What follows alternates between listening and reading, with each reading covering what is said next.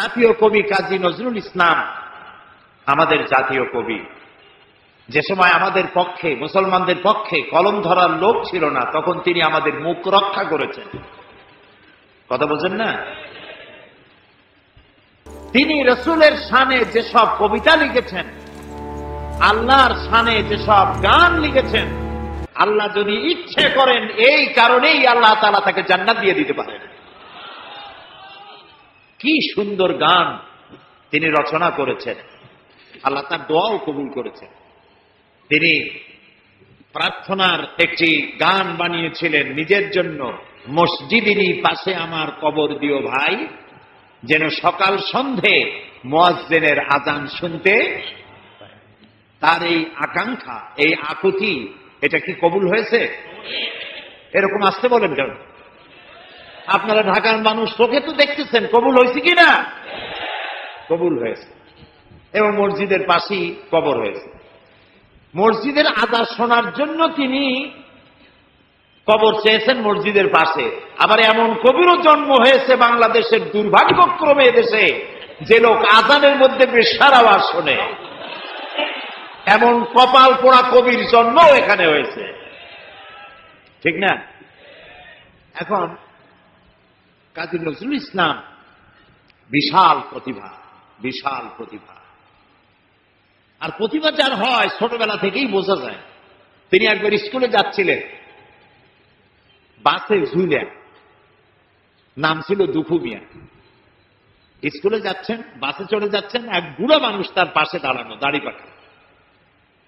কাজী নজরুল ইসলাম তখন বোধহয় 4-5 ছাত্র হবেন। তিনি ওই বুড়া মিয়াকে জিজ্ঞেস করছেন, চাচা আপনার বয়স কত? এখন চাচার মেজাজ খারাপ হয়ে গেছে, স্বাভাবিক। ছোট্ট ছেলে যদি আপনার বয়স জিজ্ঞেস করে, মেজাজ খারাপ হবে না? রাগ করে বলছে যে আমার বয়স কত তা তোমার দরকার। কয় না চাচা, একটু জানতে চাচ্ছি আপনার বয়স কত। তো বেচারা বলেছে আমার বয়স 60 বছর তো পার হয়ে গেছে। কেন জিজ্ঞেস করলে বাবা? কাজী নজরুল ইসলাম বললেন যে জিজ্ঞেস করলাম এই কারণে, 60 বছর বয়স হয়েছে, এখন আপনি নিজ পায়ে দাঁড়াতে শেখেন নাই। লক্ষ্মী তাকায় দেখলো তার নিজের পা একখানা নজরুলের পায়ের উপরে। তখন ওই বাচ্চা বুড়া বলতেছে, মর্নিং শোজ দ্য ডে, প্রভাতই বলে দেয় দিনটা কেমন যাবে। সুতরাং এই বাচ্চা তো বড় হলে কিছু একটা হবে। তিনি বিশাল মাপের কবি, কিন্তু দেখুন আবেগে তাকে কোথায় নিয়ে গেছে, বাস্তবতার যেখানে মিল নেয়। তিনি গান রচনা করেছেন তার প্রিয়তমার নামে, মোর প্রিয়া হবে এসো রানী, দেব খোপায় তারার ফুল। যাকে উদ্দেশ্য করে তিনি এই গানটা লিখেছেন, সেই প্রিয়তমাকে যদি সত্যি তিনি পেতেন, তাহলে আকাশের তারা খসায় এনে খোপায় পরাতে পারতেন কি? পারতেন। তিনি বলেছেন, ওই গানের মধ্যেই বলেছেন যে তোমাকে যদি পাই তাহলে রংধনুর রং আর জ্যোৎস্নার রং দুটোতে মিলিয়ে আলতা বানিয়ে তোমার পায়ে পরিয়ে দিতাম। আছে না গানে? সত্যি যদি ওই প্রিয়তমাকে তিনি লাভ করতে পারতেন, তাহলে রংধনুর রং আর জ্যোৎস্না মিলিয়ে আলতা বানাইতে পারতেন। এই কথাগুলি হচ্ছে কবিরা কবিতা লিখতে গিয়ে আবেগ প্রবণ হন, আবেগের উচ্ছ্বাসে যা লেখেন বাস্তবতার সাথে তার কোনো মিল থাকে না। এক্ষেত্রে আমি কবি হাফিজের কথাও বলি। পারস্যের নাম করা কবি, কবি হাফিজ, তিনি তার প্রিয়তমার জন্য তিনি গান উৎসর্গ করলেন। সেখানে তিনি লিখলেন ফার্সি কবিতা। তার অর্থ ছিল এরকম যে আমার প্রিয়তমার লাল গালের উপরে একটি কালো তিল আছে, প্রিয়তমার লাল গালে একটি কালো তিল আছে। এই তিলটি যদি আমি লাভ করতে পারি, এটি যদি আমি পাই, তাহলে সামারকান্দ এবং বুখারার মতো রাজত্ব আমি বিলাই দিতে পারি। তখন সামারকান্দ এবং বুখারার রাজা ছিলেন তৈমুর লং। তৈমুর লং এই গান শুনিয়া পুলিশ পাঠায় দেবে ব্যাটারে ধরে নিয়ে। হাফিজ তো প্রমাদ গুনলেন এবং বুঝতে পেরেছেন তাকে ধরতে পুলিশ পাঠানো হলো কেন। তিনি পথে পথে গানটারে উল্টায় ফেলাইলেন। বাদশার দরবারে হাজির তৈমুর লং জিজ্ঞেস করলেন, হাফিজ তুমি তোমার প্রিয়তমার প্রেমে পড়ে গলায় দড়ি দিয়া মরো, আমার রাজত্ব বিলায় দিতে পারো তোমার প্রিয়তমার তিলের কারণে, এই অধিকার তোমার কে দিল? হাফিজ বলছে, জাহাপানা আপনি কি শুনেছেন? শুনেছি তোমার কবিতার শেষ লাইন আছে সামারকান্দ বা বুখারা। কয় না জাহাপানা, আপনি ভুল শুনেছেন। আমার দ্বিতীয় লাইনটা ছিল সেমানকান্দ বা খুরমারা। এর অর্থ হচ্ছে আমার প্রিয় তোমার লাল গালের কালো তিলটি যদি আমি লাভ করতে পারি, তাহলে 1 মণ চিনি আর 3 মণ খোরমা বিলাই দিতে পারি। এখন আমি এই কথাগুলি শোনালাম এই কারণে যে কবিত্ব একটি প্রতিভা নিঃসন্দেহে, কিন্তু কবিরা আবেগপ্রবণ হন, উচ্ছ্বসিত হন, আবেগে এমন সব কথা বলেন যা বাস্তবতার সাথে মিল নাই।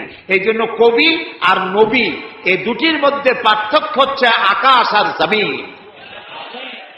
নবীরা আবেগপ্রবণ হতে পারেন না, আবেগের উচ্ছ্বাসে এমন কথা তারা বলতে পারেন না যার সাথে বাস্তবতার কোনো মিল নাই, এমন কথা নবীরা বলতে পারে না। সেই জন্য আল্লাহ তাআলা পরিষ্কার করে বলেছেন, ওমা আল্লামনাহু শা'রা ওমা ইয়ানবাগী লাহু, আমার নবীকে আমি কবিতা শিখাই নাই, আর কবিত্ব আমার নবীর জন্য শোভনীয় নয়। সুবহানাল্লাহ, সুবহানাল্লাহ। এবার চলুন, হযরত ওমর রাদিয়াল্লাহু তাআলা আনহু কি করতেছেন পিছনে বসে। হযরত ওমর রাদিয়াল্লাহু তাআলা আনহু তিনি মনে করলেন নবীজি কবি হয়ে গেছেন। আল্লাহর নবী নামাজের ভিতরে শোনায় দিলেন, ওয়ামা হুয়া বিকাউলি শাইরিন কালিলাম মা তুমিনুন। না, এটা কবির কথা নয়। হযরত ওমর ভাবলেন, আচ্ছা কবির কথা না, এটা উনি বুঝলেন কি করে? আমি মনে মনে চিন্তা করছি এটা কবির কথা, উনি এটাকে প্রতিবাদ করলেন আমার প্রশ্ন না শুনে। তাহলে তো মনের কথা যখন বোঝেন তখন তো শুধু কবি না, গণকও হয়ে গেছে। হযরত ওমর বলেন, আমি যখন মনে মনে ভাবলাম মুহাম্মদ সাল্লাল্লাহু আলাইহি ওয়াসাল্লাম তিনি গণক হয়ে গেছেন, অমনি নবীজি সে কথারও জবাব দিলেন। নামাজের ভেতরে তিনি পড়লেন, ওয়ালা বিকাউলি কাহিনিন কালিলাম মা তাযাক্কারুন। না, এটা কোনো গণকের কথা নয়, তোমরা খুব কমই উপদেশ গ্রহণ করে থাকো। হযরত ওমর বলছেন, এবার আমার মনে হচ্ছে যেন আমার পায়ের তলা থেকে মাটি খসে যাচ্ছে। কি আশ্চর্য কথা! মনে মনে যা চিন্তা করি তার জবাব উনি দেন। এটা জেনের কথা না, এটা কবির কথা না, এটা গণকের কথা না, তবে এটা কি? তোমার বলেন, আমি যখন মনে মনে ভাবলাম তবে এটা কি, অমনি রাসূলুল্লাহ নামাজের ভেতরে আমার সে কথারও জবাব দিলেন। তিনি পড়লেন, তানজিলাম মির রাব্বিল আলামিন। এটি আল্লাহ পাকের নাযিলকৃত কিতাব, এটি কুরআন। হযরত ওমর তিনি বলছিলেন, আমার মনে হচ্ছে না যেন ইসলাম, ঈমান তার শেকড় শুদ্ধ আমার কলিজার মধ্যে গেড়ে বসতেছে। কিন্তু তখনও তার কিসমতে ঈমান হয় নাই, ঈমান আনতে পারেন নাই। পরবর্তী সময় তো ঈমান এনেছিলেন। প্রিয় ভাই সব, আল্লাহ তাআলার কাছে আমার খুব আশা ছিল। দুনিয়ার 4টি মহাদেশের প্রায় অর্ধশত দেশ ভ্রমণ করেছি, কিন্তু মিশর আমার দেখা হয়নি। মুসা আলাইহিস সালামের দেশ, ফেরাউনের দেশ, ইউসুফ আলাইহিস সালামের দেশ, সালেহ আলাইহিস সালামের দেশ, ইব্রাহিম আলাইহিস সালামের শ্বশুর বাড়ি। আল্লাহ তাআলা সেই জায়গা দেখার তৌফিক দিলেন। গেলাম সেই জায়গায়, কায়রো থেকে প্রায় 600 কিলোমিটার দূরে তুরে সায়না, যেখানে আল্লাহ মুসা আলাইহিস সালামের সাথে কথা বলেছিলেন। আমার জীবন ধন্য।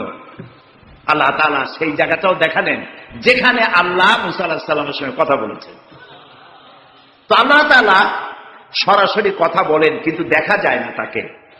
এই কোরআন শরীফে আল্লাহ তাআলা কি সুন্দর করে বলেছেন, সূরা তাহার মধ্যে এসেছে, মুসা আলাইহিস সালাম তিনি যাচ্ছিলেন তার স্ত্রী পরিজন নিয়ে। স্ত্রী ছিলেন গর্ভবতী, আসন্ন প্রসবা, ডেলিভারি হবে, প্রচন্ড ঠান্ডা ছিল, এখন আগুনের প্রয়োজন।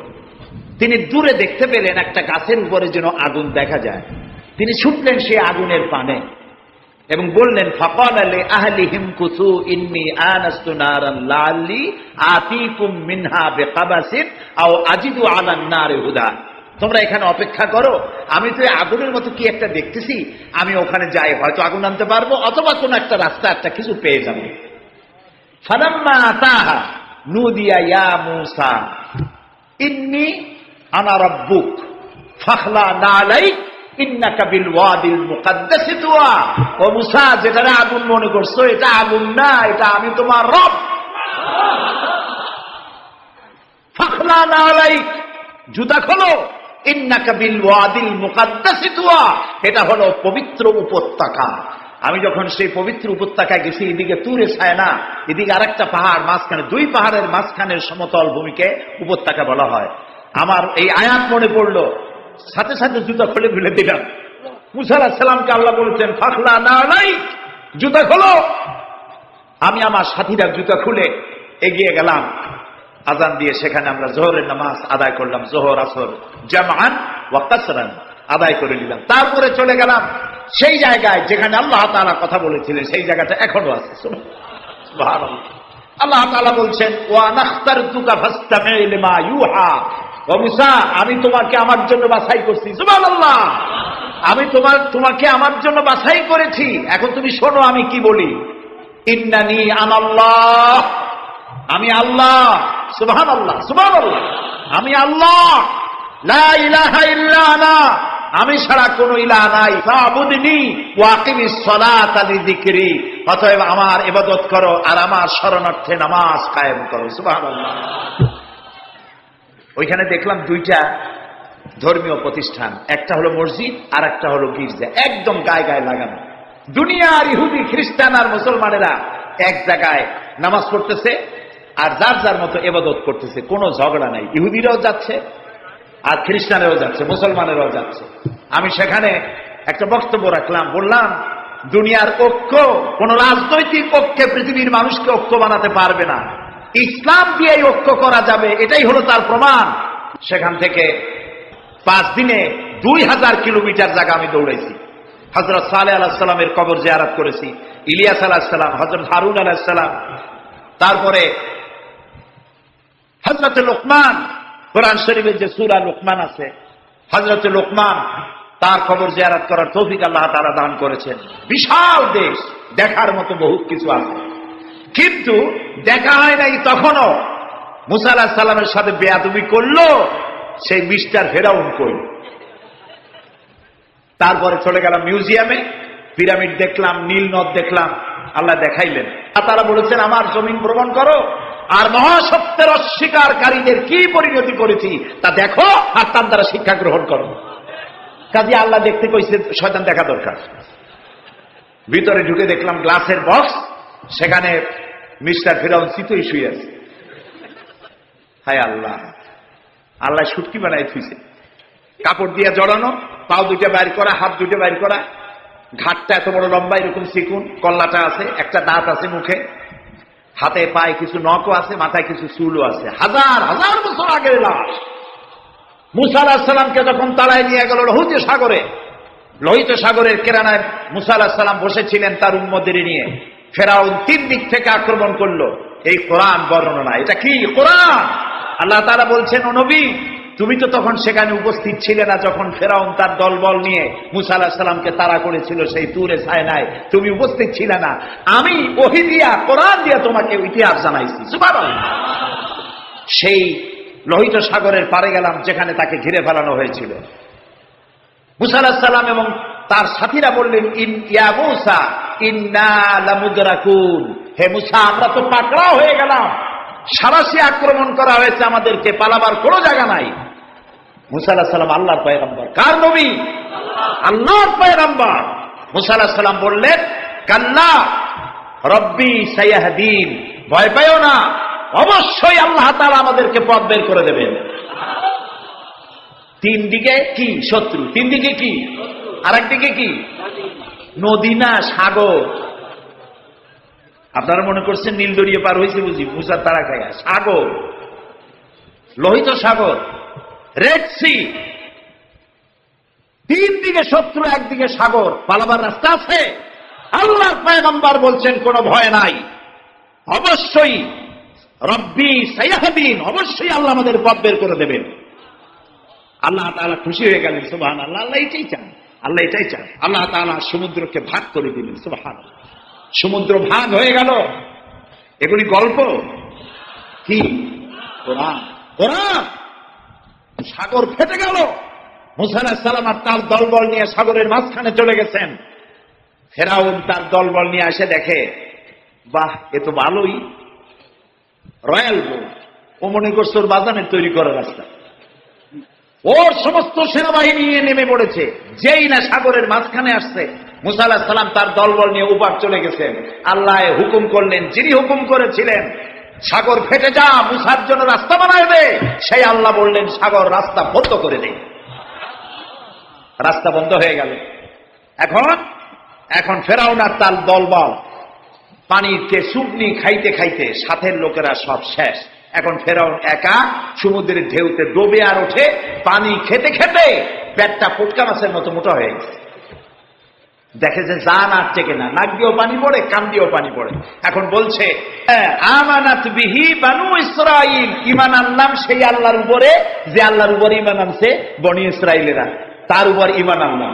আল্লাহ তাআলা বললেন, আল আন, এখন, ওয়াকাদ আসাইতা ক্বাবলু ওয়া কুনতা মিনাল মুফসিদিন। ও বলল, আনা মিনাল মুসলিমিন। আল্লাহ, আমি তো কলেমা পড়লাম আর তো মুসলমান হইলাম, এখনো যুবকে। আল্লাহ কয়, এখন, ওয়াকাদ আসাইতা ক্বাবলু, এর আগে তুমি আমার সাথে বিরোধিতা করেছো, বিদ্রোহ করেছো, আমার মানুষের উপর অত্যাচার করেছো।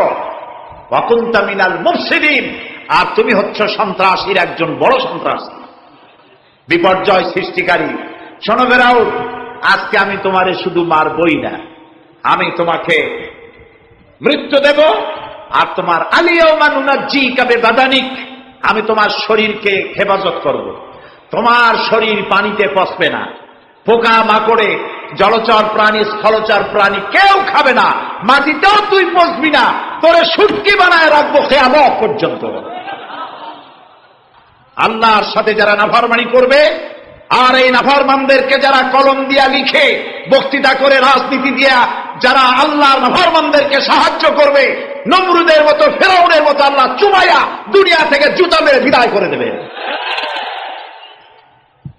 প্রিয় ভাই সব, কোরআন নাযিল হচ্ছে, নবীজি মুখস্থ করতেছেন। মুখস্থ করতে গিয়ে তাড়াহুড়ো করতেছেন, জিহ্বা সঞ্চালন বেশি করতেছেন, যাতে করে একটি আয়াত বাদ না পড়ে যায়, একটি জের জবর বাদ না পড়ে যায়। আল্লাহ রাব্বুল আলামিন নবীজির এই কষ্ট দেখে আল্লাহ তাআলা বললেন, লা তুহাররিক বিহি লিসানাকা লিতাজালা বিহি। ও নবী, কোরআনে কারীমকে মুখস্থ করার জন্য এত তাড়াহুড়ো করার কোনো প্রয়োজন নাই, আপনার জিহ্বাকে এত নাড়াচাড়া করার কোনো প্রয়োজন নাই। আপনি আপনার জিবরাইলের সাথে একবার মাত্র উচ্চারণ করে যাবেন, গোটা কোরআন শরীফ আপনাকে মুখস্থ করিয়ে দেওয়ার মালিক আমি আল্লাহ। আমি আপনাকে মুখস্থ করাই দেব। আপনি তো পড়তে পারেন না, আমি আপনাকে পড়ার তৌফিক দেব। আপনি মুখস্থ করতে পারবেন, পড়তে পারবেন, পড়ে পড়ে মানুষকে বুঝাইতে পারবেন, সে তৌফিকও আমি আপনাকে দান করব। সুবহানাল্লাহ। প্রিয় ভাই সব, আমি বলতেছিলাম আল্লাহ তাআলা ওহী দেওয়ার সময় পর্দার আড়াল থেকে দেন, কথা বলেন, সরাসরি বলেন না, পর্দার আড়াল থেকে বলেন। মুসা আলাইহিস সালাম যখন আল্লাহর সাথে কথা বলতেছিলেন, তখন এক পর্যায়ে মুসা আলাইহিস সালাম আবেগে এসে গেলেন, কারণ তিনি কথা বলতেছেন কার সাথে? সুবহানাল্লাহ বলবেন না? দেখেন না, এই কোরআন শরীফে আল্লাহ তাআলা জিজ্ঞেস করলেন, ওমা তিলকা বিয়ামিনিকা ইয়া মূসা, মূসা তোমার ডান হাতে ওটা কি? তো জবাব তো একটাই ছিল, হিয়া আসাই, এটা একটা লাঠি। কিন্তু তিনি তা বললেন না, তিনি বললেন হিয়া আসাই আতাওয়াক্কাউ আলাইহা ওয়া হুসসু বিহা ওয়া আলা গানামি ওয়া লিয়া ফিহা মাআরিব উখরা। এটা একটা লাঠি, এটা দিয়ে ভর করি আমি চলি, এটা দিয়ে উট ভেড়া তাড়াই, আরো অনেক কাম এইগুলি করি। এতগুলি কথা তো আল্লাহ জিজ্ঞেস করছিলেন না। আল্লাহ বলছেন ওটা কি বললে সারলো লাঠি, এই লম্বা করলেন কেন এত কথা? লম্বা করছেন এই কারণে, মুসা আলাইহিস সালাম কথা বলছেন তার রবের সাথে, হঠাৎ করে এই প্রশ্নটা করে লাঠি বললাম, আর আল্লাহ যদি কথাটা কাট করে দেয় তাহলে তো কথা লম্বা হইল না। আল্লাহর সাথে বেশি লম্বা কথা যেন বলতে পারি, সেই জন্য তিনি লম্বা বানায় দিলেন তার জবাব। সুবহানাল্লাহ। মুসা আলাইহিস সালাম বলছেন রব্বি আরিনি, আল্লাহ কয় লান তারানি, দেখতে পারবে না। তিনি আবারও কয় আল্লাহ আমি তোমারে দেখতে চাই। আল্লাহ তাআলা বললেন তাহলে একটা ইন্টারভিউ দাও, পারবা কিনা। আল্লাহ তাআলা তার 70,000 নূরের পর্দার ভেতর থেকে নূরের তেজাল্লি নিক্ষেপ করলেন পাহাড়ের উপরে। খাররা মুসা সায়কা, মুসা আলাইহিস সালাম শুধু এক পলক সেই নূরের ঝলক চোখে লাগলো, সহ্য করতে পারেননি, আল্লাহু আকবার বলে চিৎকার মেরে ধ্বংস হয়ে পড়ে গিয়েছে। আল্লাহ তাআলাকে দেখা যাবে না, এই চর্মচক্ষু দিয়ে দেখা যাবে না। লা তুদরিকুহুল আবসার, কোন দৃষ্টি শক্তি তার দৃষ্টির সীমানার ভেতরে আল্লাহকে পরিব্যাপ্ত করতে পারবে না। তবে আল্লাহ তাআলা এক সময় দেখা দেবেন। জান্নাতীদেরকে আল্লাহ তাআলা জিজ্ঞেস করবেন, ও আমার জান্নাতীরা, বেহেশতবাসীরা, দুনিয়ায় যেসব ওয়াদা করছিলাম এইসব কাম করলে জান্নাত পাইবা, তোমরা টাটকা টাটকা সুখগুলা বাদ দিয়া আমারে না দেখা, আমার দোজক না দেখা, জান্নাত না দেখা তাহাজ্জুদ করছিলা, দিন কায়েমের জন্য কষ্ট করছিলা, জেল খাটছো, জরিমানা দিয়েছো, ফাঁসির মঞ্চে চড়েছো, কিচ্ছু পরোয়া করো নাই, আমারে না দেখা তোমরা আমারে ভালোবাসছো, তো জান্নাতের যেসব ওয়াদা করছিলাম পাইছো? জান্নাতীরা বলবেন না, আয় আল্লাহ পাইছি। আল্লাহ তাআলা বলবেন ওয়ালাদাইনা মাজিদ, আমার কাছে আরো আছে। সুবহানাল্লাহ, সুবহানাল্লাহ, আরো আছে। বেহেশতীরা চিন্তা করবে এক থেকে আর আছে কি। আল্লাহর নবী বলবেন, আয় আল্লাহ রাব্বুল আলামিন, জান্নাতবাসী আমার উম্মতেরা বুঝতে পারে নাই তোমার কাছে বেশি কি আছে, তারা বুঝতে পারে নাই। আল্লাহ রাব্বুল আলামিন আমার উম্মতেরা মা বাপ, স্ত্রী, পুত্র পরিজন ফেলে হিজরত করলো, জেল জরিমানা উঠালো, এত কষ্ট যার জন্য করলো, সেই সৃষ্টিকর্তা আল্লাহকে তারা এখনো দেখতে পায় নাই। আল্লাহ তাআলা তারা তোমাকে দেখতে চায়, সাহস নাই তাদের বলা। আল্লাহ তাআলা তখন বান্দাদের সামনে জালু আফরোজ হবে, সামনের থেকে সমস্ত হাজার হাজার পর্দা দূরে চলে যাবে। সুবহানাল্লাহ। কোরআন শরীফে আছে আল্লাহ তাআলা রব, তিনি আমাদের কি রব। জালু আফরোজ হবেন জান্নাতীদের সামনে, রব তাকায় থাকবেন বান্দাদের দিকে, আর বান্দারা তাকিয়ে থাকবে রবের দিকে। লক্ষ বছর চলে যাবে, কেউ টের পাবে না কোন ভাগ্যে এত বছর চলে গেল। আল্লাহ আল্লাহ আল্লাহ। কিয়ামতের দিন জান্নাতের যে অনুষ্ঠানে তুমি তোমার বান্দাদেরকে দেখা দিবা, আমরা তো গুনাহগার, অত বড় আশা করতে পারি না, তবু আশা করতে ক্ষতি কি, তোমার নাম রহমান রহিম। জান্নাতের যে অনুষ্ঠানে তুমি তোমার বান্দাদের সাথে দেখা করবা, সেই অনুষ্ঠানের কোনায় কোনায় কানায় আমাদেরকে একটু বৈশা তোমার দেখার তৌফিক দিয়ে দিও মাবুদ। আমরা কি আল্লাহর সাথে দেখা করতে চাই? বলেন, দেখা করতে চাই? যারা জবাব দেন নাই তারা কিন্তু বিপদে। আমরা কি আল্লাহর সঙ্গে দেখা করতে চাই? যদি আমরা আল্লাহর সঙ্গে দেখা করতে চাই, আল্লাহ রাব্বুল আলামিন বলেন, ফামান কানা ইয়ারজু লিকা রাব্বিহি ফালইআমাল আমালান সালিহান ওয়ালা ইউশরিক বিইবাদাতি রাব্বিহি আহাদা। ফামান কানা ইয়ারজু লিকা রাব্বিহি, তোমাদের মধ্যে যে কেউ আল্লাহর সঙ্গে, রবের সঙ্গে যদি কেউ দেখা করতে চায়, দুইটা কাজ করতে হবে। কয়টা কাজ? ফালইআমাল আমালান সালিহা, সেজন্য ভালো কাজ করে, উত্তম কাজ করে, ভালো কাজ। ভালো কাজ কারে কর? ভালো কাজ করার জন্য দুইটা শর্ত। ভালো কাজ করার জন্য কয়টা শর্ত? আমলে সালেহ, নেক কাজের জন্য দুইটা শর্ত মুখস্থ করুন। এক নম্বর শর্ত হচ্ছে কাজটি হতে হবে আল্লাহকে খুশি করার জন্যে। দুই নম্বরে কাজটি হতে হবে সুন্নতে নববী সাল্লাল্লাহু আলাইহি ওয়াসাল্লামের উপরে। দাড়ি রাখবো কারে খুশি করার জন্য? আল্লাহর খুশি করার জন্য। রাখবো কার মতো?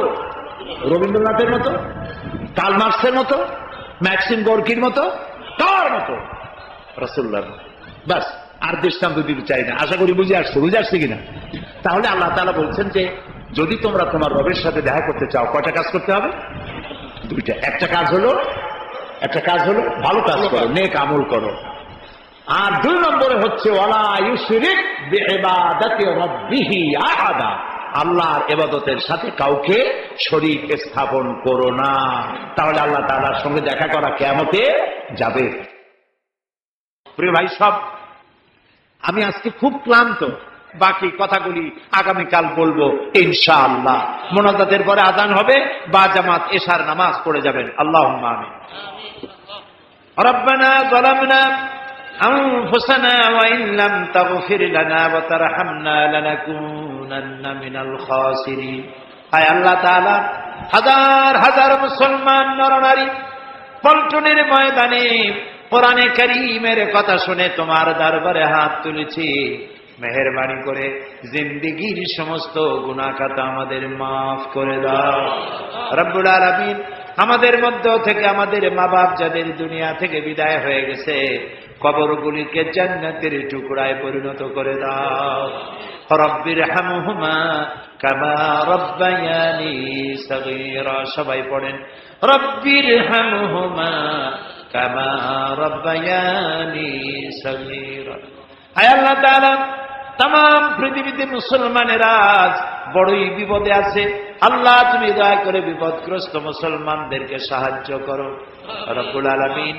আয় আল্লাহ তাআলা, আমাদের প্রিয় জন্মভূমি বাংলাদেশের উপরে রহমত নাজিল করো। এই কোরআনে কারীমের মাহফিলকে আগামী আরো 2 দিন চলবে। আল্লাহ তুমি দয়া করে তোমার আপন কুদরতে মাহফিল পরিচালিত করে দিও। আল্লাহ তাআলা, তোমার বান্দারা তাদের বন্ধু বান্ধব নিয়ে প্রতিদিন হাজির হতে পারে, কোরআন শুনতে পারে, আমল করতে পারে, তৌফিক দান করে দিও। আয় আল্লাহ তাআলা, কোরআন শরীফের মাহফিলে যারা আসেন এদের কাউকেই পথ খরচা দিয়ে আনা হয় না, খাইতেও দেওয়া হয় না, তোমার কোরআন শুনতে আসে। আল্লাহ, এই কোরআন পাগল মুসলমানদেরকে কোরআন বোঝার তৌফিক দান করে দাও, কোরআন আমল করার তৌফিক দান করে দাও। আল্লাহ তাআলা, ইসলামী পাঠাগার 28টি বছর ধরে কোরআনের এই খেদমত করছে তোমার দয়ায়। আল্লাহ তাআলা, তোমার বান্দাদের বসার জন্য বিশাল আয়োজন তারা করে। আল্লাহ তাআলা, তারা যেন ঋণগ্রস্ত হয়ে না থাকে, প্রতিদিন তোমার বান্দাদেরকে এদেরকে সাহায্য করার তৌফিক মন তুমি তৈরি করে দিও। আল্লাহ তাআলা, ইসলামী পাঠাগার ডেকোরেটরদের কাছে, মাইকের কাছে, লাইটের কাছে, প্রচার বিভাগের কাছে কোন রকম ঋণগ্রস্ত না থাকে, তোমার বান্দা বান্দিরা প্রয়োজন মাফিক পয়সা করি দিতে পারে, তৌফিক সকলকে দান করে দিও।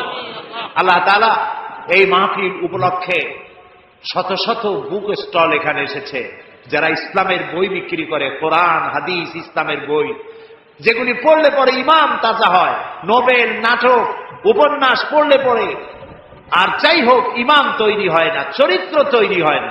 আল্লাহ তাআলা ইমান এবং চরিত্র তৈরি করার জন্য, জাহান্নাম থেকে বাঁচার জন্য, জান্নাতে যাওয়ার জন্য এইসব বইপত্র খরিদ করার তৌফিকও এই শ্রোতা বর্গকে আল্লাহ তুমি দয়া করে দান করে দিও রব্বুল আলামিন। আমাদের যার যে অসুখ বিসুখ আছে আল্লাহ তুমি মাফ করে দিও। আমাদের উপরে তোমার খাস রহমত আল্লাহ আমরা কামনা করছি। আল্লাহ তাআলা, হসপিটালে আমাদের অনেক রুগী আছে, তুমি জানো। আল্লাহ তাআলা, তুমি দয়া করে হসপিটালে যারা রুগী আছে রুগীদেরকে শেফায়ে আজেলা, শেফায়ে কামেলা দান করে দিও। ربنا تقبل منا إنك أنت السميع العليم وتب علينا إنك أنت التواب الرحيم سبحان ربك رب العزة عما يصفون وسلام على المرسلين والحمد لله رب العالمين واجعل آخر كلامنا عند الموت لا إله إلا الله মুহাম্মাদুর রাসূলুল্লাহ। আসসালামু আলাইকুম ওয়া রাহমাতুল্লাহ।